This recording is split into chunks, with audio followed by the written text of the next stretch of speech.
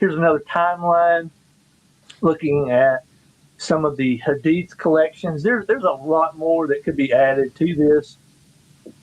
Obviously, there are other hadiths other than what I have listed here.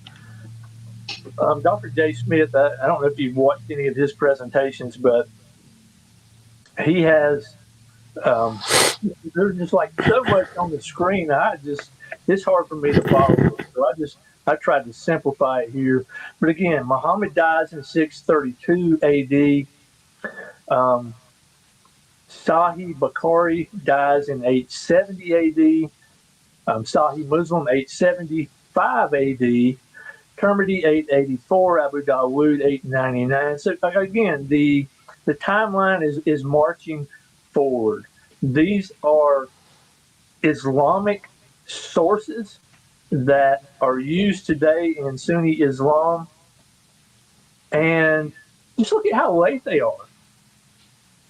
The author of these books never met Muhammad, much less Jesus. I know I say that often. That's kind of become something that I repeat quite a bit, but it's worth repeating.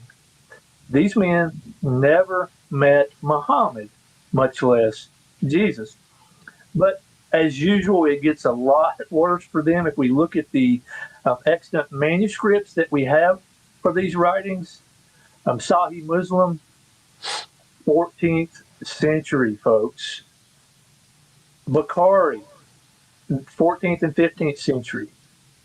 It's the 14th or 15th century before we have all the volumes of Sahih Bukhari. There are some, I think, some manuscripts some fragments that date before this, but as far as the complete volume, complete set of commentaries or hadiths, it's the 14th or 15th century. So these hadiths were supposedly compiled 240 to 260 years after the death of Muhammad, but it's not until the 14th and 15th century that we have the extant copies of these writings. So from a historical perspective, nothing really needs to be said. I mean, this is just a historical nightmare for somebody who has placed their faith in Muhammad and his teachings.